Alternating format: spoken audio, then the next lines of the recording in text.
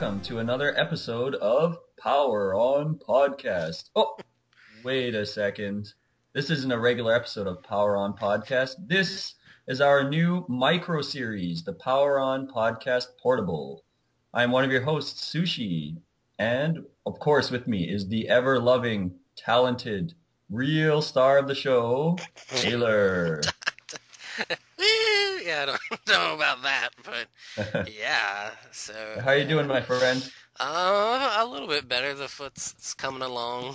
Still can't stand on it, but I've got more movement in it, so... That's good to hear. Progress. Excellent. So how about yourself? Not too bad. I'm living quite well. Living the life? Maybe not the life, but definitely chugging along. So we're going to have a short discussion today. Is that right? That is correct. So yeah, we decided to take a bit of a break from the standard episode and just have short discussion on the topic today, which will be Super Mario Brothers 3. Oh, snaps. Yeah, one of the all-time classics and something that I would suggest most people have played and probably loved, and just an overall excellent game. What do you think there, Taylor? Does it hold very dear place in your heart, or? Yeah, it was one of those that I definitely played as a kid. I played it at my grandmother's house in her basement, so there was like that, Super Mario Bros. 3, Castlevania 1, Blaster Master, and those three, out of those three especially, Super Mario Bros. 3 was always the kind of usually the stock one I'd choose whenever there was like cousins around or things like that, because other people could play. So sure. Yeah, always fun. And I even though I think it's kind of an easier game, I don't think honestly many of the Mario games are really that difficult. I always really loved it. So yeah, I agree. I think that most of the Mario games aren't very difficult, but that's a big part of the appeal to many of them. They don't feel too aggravating. There are some points where you might have challenge and difficulty, but generally you can get through the game at a decent amount of time. As long as it's not lost levels. Yeah, I've heard that one's pretty bad. Yeah, that one's kind of brutal. But no, Mario Brothers 3, it's definitely one of my favorite games. I really don't have what's the word I want to use? I really don't have anything against the game. I don't really have any sort of this is bad or this. There's always aggravating moments I can remember in it, but I don't really have any sort of ill will or anything towards the game. So yeah, it's hard to have some ill will towards the game. I think a lot of people have very fond memories of it, so it's just one of those games that people almost can't get enough of in a sense. Maybe you can go back to it. Well, you can go back to it today and you can play it and it's still pretty enjoyable despite just being an NES title. Mm-hmm. But I myself remember that game quite well as a kid. I did not own it though, maybe until I don't know, maybe 2000 or something. That's a long stretch of time there. Yeah, somewhere around there. I don't remember when I exactly got it. Kind of my own copy of it. I had borrowed it from friends and stuff. I might have rented it. I don't remember, but I never owned it for a long, long time. And my first exposure to the game was actually my friend had got it, I guess, shortly after it had come out. And he brought the instruction manual to school. And I remember looking through it and being so shocked at the quality of the art and stuff because it was such a jump from the first game and even from Mario Brothers 2. So I thought it was really exciting to see this new Mario world. And I remember when I first saw Mario and he had the raccoon tail and I was wondering, what is that? He can fly now? Like, that's awesome. Yeah, like I'm trying to think because I didn't start playing that game until I was about 6 or 7 or so. I don't really have a definitive time. I can't remember this is the first time I played Mario Brothers 3. I want to say I was around 6 or 7 or so. So that wouldn't be until 90, 92, 93. Okay. So yeah, that the game had been about what 2-3 years. Yeah, I think it came out in 1990 in North America. Okay, so yeah, and honestly, I don't even really remember it being a big deal because when I started going to school and stuff, and getting to know other kids and stuff, Didn't really talk much about games, but when it did come up, it was more because the Super Nintendo had been coming out and all this kind of stuff. So it was more the kids in the schoolyard were more kind of interested in those kind of games as opposed to the older Super Mario Brothers 3. Yeah, that would make sense to me. I could see that happening. The Super NES came out, what, in 1991 or something? So you had a very short turnaround when you got the next Mario game right away, and it was obviously better graphics, bigger levels, all these things now. So I'm sure Mario 3, which had laid the groundwork for Super Mario World, was kind of suddenly just old looking. Didn't get as much love. But I don't agree, because some of the stats I've seen of the game are quite impressive. One I saw was that it is a game that sold up to 18 million copies worldwide, apparently, for a non-bundled game. That's pretty impressive, especially considering that's an NES game. Yeah, that's pretty crazy. With this day and age and games and how much people seem to have an affinity to buy games now, I would almost think that number would... I'm sure it's probably been beaten. It has been beaten. It's been beaten. I don't exactly remember which game, but it was beaten not too horribly long ago. Maybe World of Warcraft or something like that. I want to say it was one of the Modern Warfares or something like that. Or, Call of Duty or something. Anyways, that's still very impressive for an NES title too. That was pretty interesting when I saw that stat. I just caught this off Wikipedia. I'm not some sort of super genius or anything, but I saw here as well that it is a game that supposedly, adjusted for inflation, has accumulated close to $1.7 billion, I guess, for Nintendo. But that's including all of the things surrounding the game as well, I believe. So anything like books, the animated TV series that had come out, all of the things that were part of the Mario 3 universe per se, kind of accumulated this giant bundle of money. This is adjusted for inflation, though. Giant bundle of money that they could... It just came in a giant bag, and they just threw it at Nintendo's door. Miyamoto just picking out dollar bills and, rubbing them all over his body. Like, yes! So it was a huge, huge success for Nintendo. I mean, we had, I suppose you recall the movie The Wizard, which was basically just a big advertisement for the game because... Here's a secret. Never seen The Wizard. Okay, that's fine. But it was just essentially a big advertisement. I remember being a kid and I heard about The Wizard and I didn't know much about it, but I started watching it and they talked about lots of NES games. They had Double Dragon was in there and just a bunch of NES games. And then there's this big reveal near the end of the movie that they're at this video game tournament and they suddenly bring down this screen and it says, "You're going to be playing Super Mario Brothers 3, and you just be like, "What? There's a third game!" So they show a fair number of screens of the game, and you get a good idea of what it's going to play like and what it looks like. And was a very smart move on their part. It's kind of silly today, and you can laugh at it today. It's a pretty terrible movie, from what I understand these days. I've never seen the movie, so I can't really say anything about it. That's fine. I do remember people always kind of bringing up the thing. It's like, how did Fred Savage know the secrets when he'd never played the game or something like that? I don't remember that. Something about that the little kid knew all the secrets or something because he finds the flute in the first mini castle and stuff, and you're thinking, how the hell would this kid actually know that? But all it did was it helped all kids around the world. If they saw the movie, they knew where that first flute was now. So it helped make the game a little easier. I don't even remember how I learned that. I don't know if it was from a family member doing it or something. I don't even remember. Well, they probably learned it from The Wizard. Well, yeah. I don't know, because my family didn't, my dad and my mom wouldn't have watched that movie. They would have gone to movie theaters to see it. I don't even know.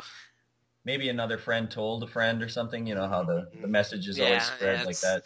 Somehow, I don't exactly remember, but I don't even remember. That's how secrets always seem to pass, right? I mean... Legends passed down from time. Yeah, somebody somehow found out something, and they would tell one kid who would tell another kid, and then you would have that game, so you'd have to try it too. I personally don't remember finding out pretty much anything cool myself. It was always through a magazine or somebody telling me something, or through those terrible Jeff Rovin How to Win at Nintendo game books. What? There were this series of how to win at Nintendo game books Oh that God. you borrow out from the library that had secret tips and how to beat certain stages and stuff like that. They were pretty Okay. bad.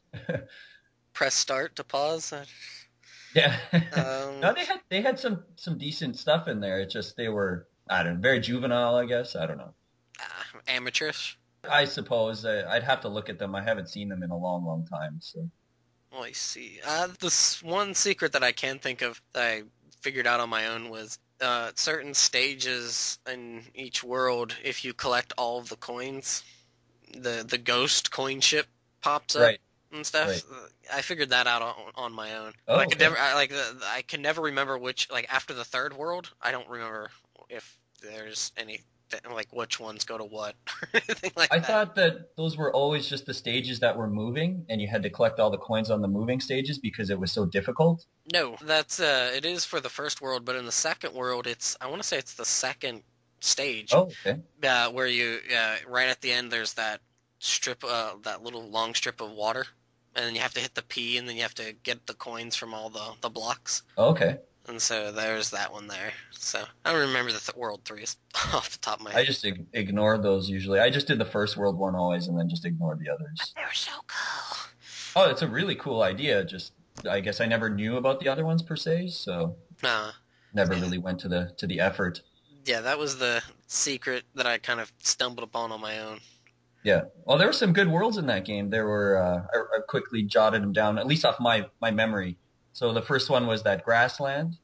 Yeah, I don't remember. They have really, like, specific names, don't they? I think they probably do, but then the second one was the desert. Or The Desert third one World, is the kind of water Water world, World. Oh God. starring Kevin Costner.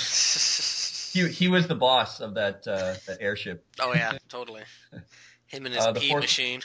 yeah, the fourth one was the big land, The giant the small giant world. land or whatever it was. Yeah, the fifth one was that Skyland. Oh God.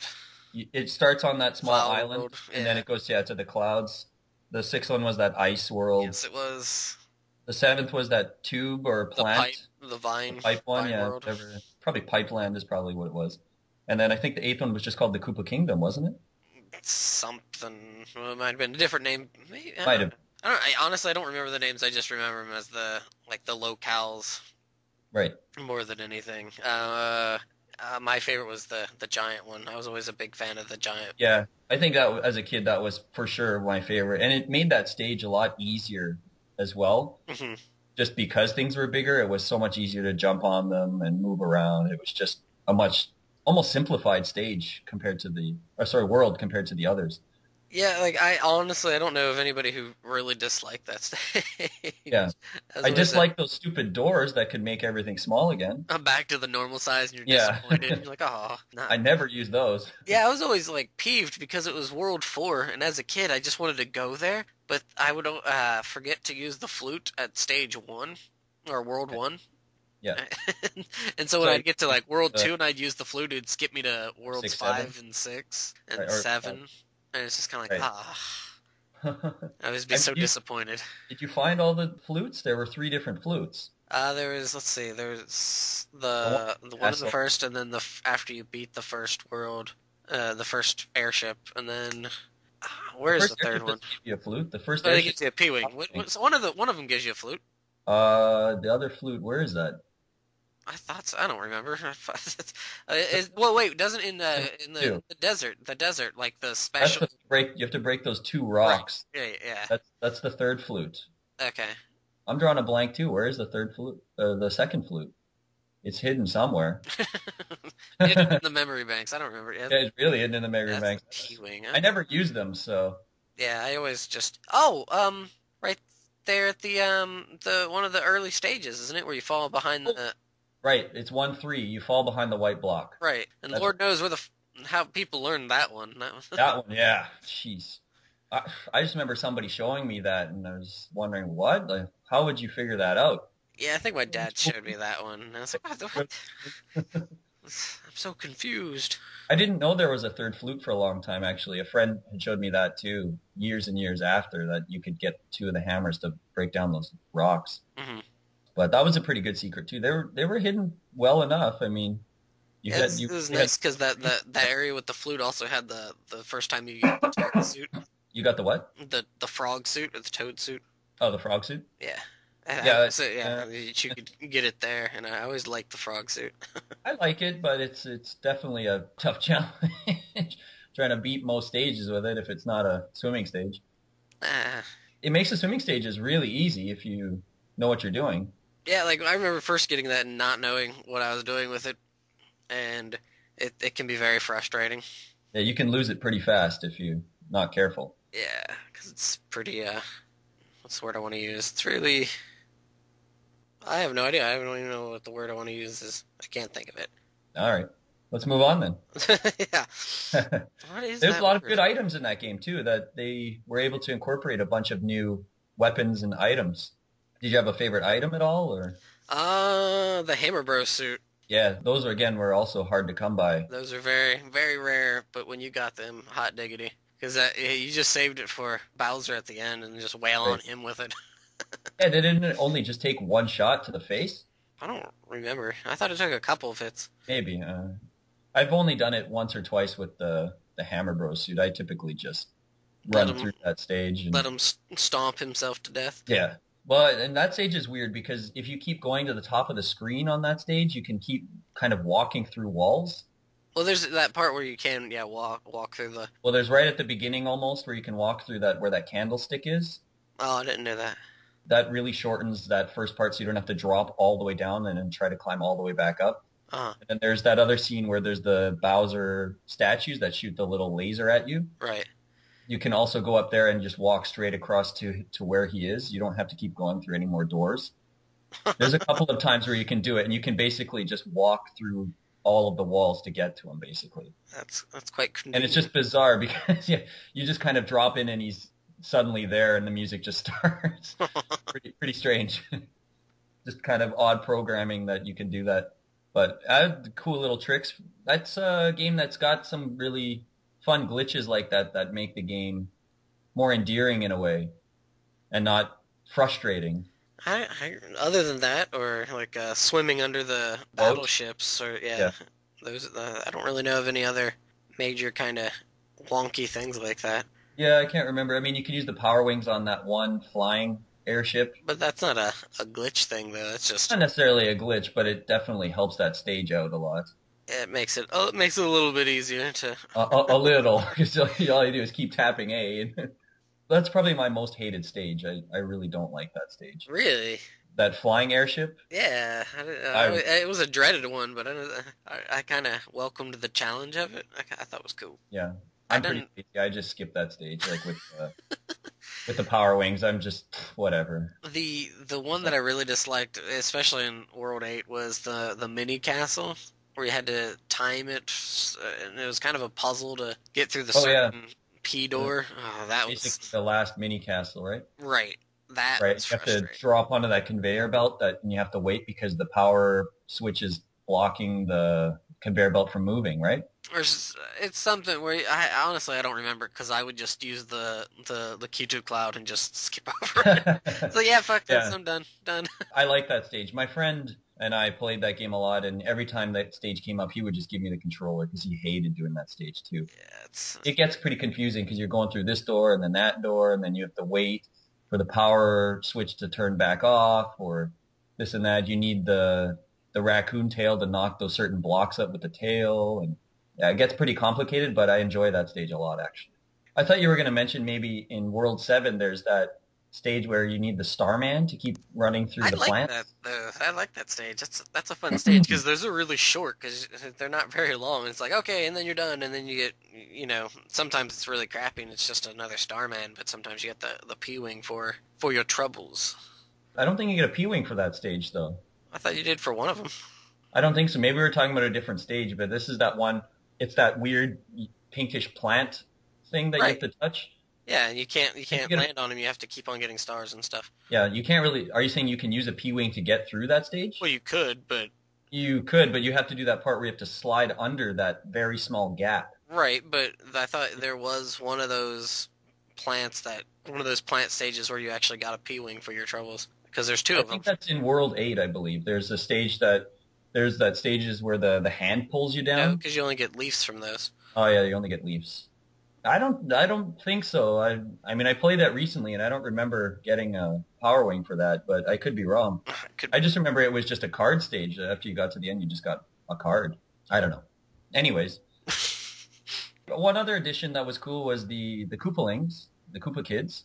Oh, those are nice. They don't really That's pay pretty much cool. attention to them, though. No, not really. I mean, they're just there servicing as bosses. Well, I mean, after Super Mario World, well, Yoshi's Island didn't have them. Yeah, I think I read that the characters have kind of been off and on in a handful of games. I think I read they were in the new Super Mario Brothers Wii. I have not played that game, so Oh yeah, they were in that. yeah. But they weren't in Mario Galaxy. No, I don't know if they were in Mario Sunshine or I don't Are remember they them. Mario 64? Well, Mario Sunshine's where Koopa Jr. came in. Oh, okay. I'm not a big fan of the Koopa Jr. character. Why is But- that? Oh, I don't know. I guess because we already had 7 other kids to deal with. I didn't really see the need for another one, but I guess he makes sense in that he's really the right-hand man per se for Koopa now. The other guys they were just a handful of characters, basically just, as you said, not really having any personality aside from the look. Yeah, they didn't seem to really have much other than they're kind of in the way. Yeah, but I always like the look of Roy and Ludwig. Those are my 2 favorites. Oh, Ludwig's the one with the mohawk, right? No, the big blue hair that's kind of like Beethoven. It's the really bushy, big hair. I always thought it was a mohawk. The mohawk is maybe Iggy or Larry. Oh, okay. Yeah, All right. Forget which one. And Roy's the one with the glasses. Right. I hate Roy.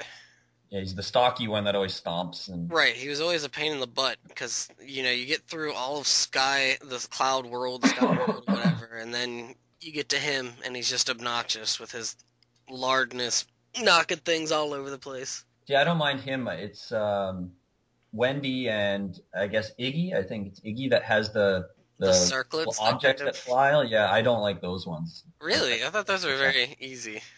I found them more challenging than who's that? Morton and Roy are the 2 that stomp. And then there's Because you can jump on those 2 still when they're in their shell. well, as a kid, I always had a little bit of trouble with it, and I would always get caught up in the shaking effect and Right. be kind of stunned, and it was... Yeah. So, who's the one that had the ball? I can't remember. I think that was Iggy or Larry. I forget. Oh, okay. Yeah, that one was... Oh, Iggy might be the very first guy, actually. Or Larry. I forget. They look very similar. One of them has the kind of rainbow Technicolor hair, and then the other guy just has blue hair or something. Mm-hmm. They look very similar, though. I can never remember. We're missing Lemmy. I don't remember which one's Lemmy, too. Well, it just goes to prove the point how, like... Forgettable they are? Yeah, as cool and great the game is, and how, all the Koopalings are, they're there. It's just kind of like, oh, they're there. Yeah. I think the visual aspect of them looks really cool, though. I think they worked really well for the universe at the time. Better than just having some sort of stock boss for each stage. Like the ones that they use for the ends of the mini castles and stuff. Yeah, Boom Boom. Is that what he's called? I'm pretty sure his name is Boom Boom. Jeez. I don't think he's been around very much after Mario 3 yet. He's in Galaxy. Is he in Galaxy? I don't remember that. I want to say he is. Yeah, he might be. I don't remember him. I just like that he does that weird little... He's in the Super Mario Land 3D. Oh, okay. So He's still hanging around. He's still just hanging around. He's doing his thing. Yeah, I like how he just wiggles his arms kind of fiercely. Well, no, I remember the first time going through, and I think it's in the snow world or the ice world where he starts to fly. I think that was earlier than that. Wasn't it the than second world even? It was. I didn't think it was that early. But yeah, I remember when he does fly and you're, whoa! You just kind of like, oh shit, he learned a new trick. Yeah. But he only does it after the first time you stomp on him. I think that Well, I that's think the thing, though. I don't think if you don't hit him, he'll actually start to fly. Kind of like just avoid him and stuff. Because that's what I remember. Because in the ice world, one of the mini castles, it has ice on the floor. it has ice on the floor, but it also has a lot of small blocks in the air. So it's Right. really kind of a pain in the butt to judge where to jump and stuff and hit properly. Yeah. And I definitely remember the first time I ran into him because he decided to fly on me, and that was not appreciated. You felt the consequences? I felt the consequences on that one. Yeah, he's pretty easy though. You just have to find that pattern where basically you jump on him and then you stand right next to him as he jump again. puts up his spikes, and you just jump again. Yeah. But definitely you get caught once in a while, just make a mistake, but he's not too challenging. But yeah, no, there's some really good ideas there for sure. Do you have anything else you wanted to quickly touch on, or? I always really liked the length of the levels in Mario Brothers 3. They're very short. They're short to an extent, but they're also really, I mean, even in some of the later levels, they're not like really stretched out and overly lengthy, like how they get in kind of in, not necessarily Super Mario World, but in Yoshi's Island. Some of the levels get really lengthy, at least they feel like it to me. Yeah, a lot of video games do that now, right? Where the beginning is a little more concise and short and to the point, and then as you get further into the game, or maybe between checkpoints at least or something, it seems that it stretches out longer and longer and longer to somehow add this illusion of being more challenging. Right. Well, I mean, it does make it a bit more challenging, but it also is more of a, I don't know. With platformers, I prefer them to be a little bit more on the shorter side for their levels, as opposed to kind of being this drawn-out process. Yeah, I can understand that. I think they did a good job. The level design is very tight in that game, and they didn't really try to discourage players, it felt like. You could be challenged, really but never, you never feel to the point of throwing the controller or where you need to shut off the game because you're so frustrated. It never gets to that point. I don't know. Ice World and Pipeland, those two can be pretty frustrating. I suppose I've played the game hundreds of times, so I guess I don't feel that frustrated. Well, I'm just saying. I know a lot of people get really frustrated at those points in the game. That's when it starts the fun starts to wane a little bit because it's a kind of a lengthy game. So you get Sixth World is very long. Yeah, and so you get to that point. Well, yeah, because it has 12 stages or something plus the. If you include the castles and stuff, it might be around 12. Well, no, because I thought it was I think it never goes past 10 on numbers. Yeah. I think it goes 10, and then there's the castles. 2 castles maybe in that one. Yeah, well, you can go around the one state, a couple of the stages and stuff. Cheater. I remember that at that point, Worlds 5, 6, and 7. The second half of the worlds as a kid when I was playing through just got less and less friendly, especially with just the sky world, the cloud world, or whatever, and you're kind of always kind of especially with the one stage with the red turtles that you have to constantly jump on, and those little flying turtle things. Yeah, that was. Yeah. That stage moves as well, I think. Yeah, and that's a P-wing stage right there. That's one that I used. Yeah. I used a P-wing on. Hey, that's just it. Anytime you're in trouble and in doubt, use P-wing. So that was an ingenious plan on their part when they thought, oh, kids are going to get frustrated, just throw in this item that they can get at some point in the game, and now they can just pass the stage right away. Mm-hmm. And then on most stages. Most stages, yeah. Yeah.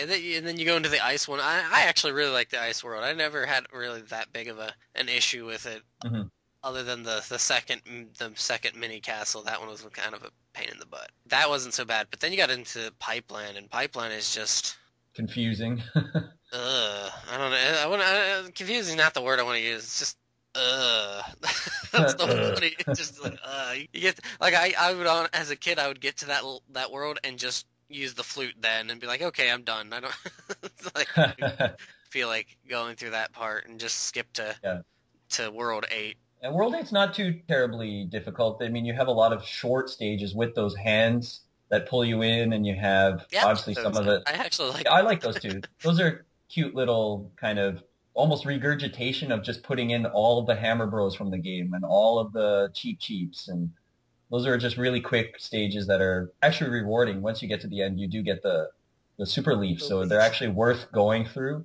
Even if you don't get pulled down, it's kind of worth it to just go back and forth until you get pulled in. Yeah.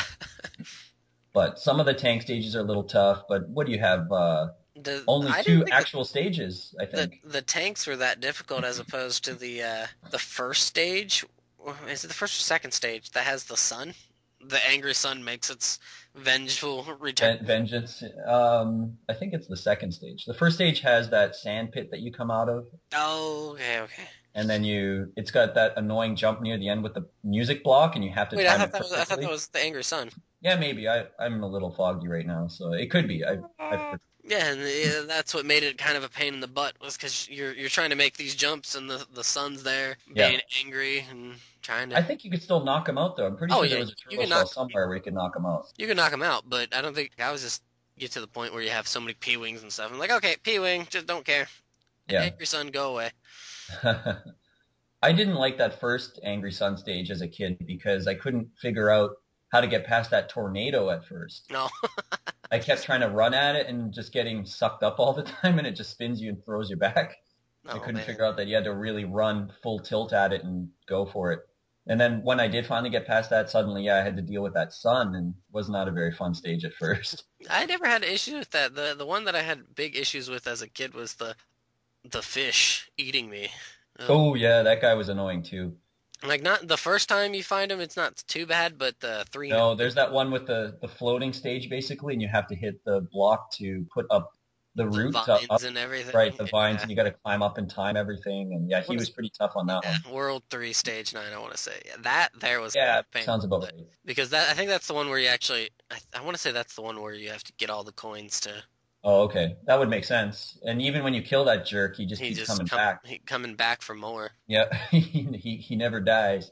Yeah, He's a bit annoying in the actual swimming stages too. There's that one where it's a where moving the stage. little ones pop out of his mouth and stuff. And Right, and there's those electric eel type creatures yeah, that don't move, but he's kind of in that middle part, and you have to kind of swim over him, and it's just a very tight space to fit. yeah, it's a bit of a obnoxious. He's not a very well liked villain, but I'm glad he didn't really make any reappearances that I'm aware of after that. Yeah, He might, but I don't really well, remember. he kind of, but I mean, Yeah, not nearly as annoying. I guess not. So Thing that I always miss, I wish a lot of the other games had, was the boot. yeah, the boot was only on that one stage, like 5-8 or something, or 5-3. No, it was one of the earlier ones. It was like I thought. I'm pretty sure it's World 5. Oh no, I mean earlier stage in World 5. Oh, okay. Yeah, maybe 5-3 then or something. Maybe I thought it was kind of like the first one. I don't think it's the first one, but and is that boot? Yeah, that's pretty cool. It's too bad it's only on that one stage. Well, because I think you can get it there, and then trying to remember. I don't know. It's only really needed for that the fact of trying to get over those plants, Right. those black plants. The jumping, biting plants of doom. Right. Well, not those are the white ones that jump. I'm thinking of just the black ones that just with their mouth. Move their mouths and just stay. Yeah, they're just stationary. They're just there. If you touch them, you automatically die, basically. So yeah, the boot was cool. It's too bad. Yeah, the other items that we had were what? The anchor, which was useless. wasn't.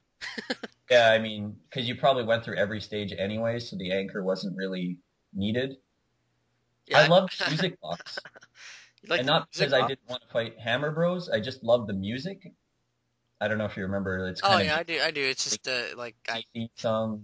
don't know. I kind of it's up there with the anchor for my least. Oh, I'm not saying it's useful. I just like that the music used changed. kind of thing. I was always kind of like, yeah, don't really. Yeah, I just use them all the time because I just want to hear the music. Uh, And then I wait for the Hammer Bros to wake up again, and then I just fight them anyway. But no, I enjoy the music on that. Of course, we had the Tanuki suit, which was a really neat new item to have with the ability to turn into the stone statue, good. which was fun against the Boom Boom character if you had the Tanuki suit and you would drop on him and you would turn into the statue and drop on his head and you'd be like, oh, I think you could do that and it took him down, I think, with one shot even. I could be wrong, though. I don't remember. I remember as a kid playing, and I always thought the Tanuki suit was a teddy bear. It looked like a teddy bear. And I was like, with oh, a it's a teddy tail. bear suit. Yeah. With a raccoon tail. Yeah. Well, yeah. It's a Tanuki, so. I'd be curious to know where they got this inspiration to have a raccoon tail as a flying device. I don't know where that would have come from. I mean, I can understand Mario World, the cape, it kind of makes sense. At least more sense, I guess, to me than than a raccoon tail. Right. I like it. I'm really curious. Yeah, that's about it for the weapons. Obviously, we had the standard star, mushroom, fire flower, those sort of things.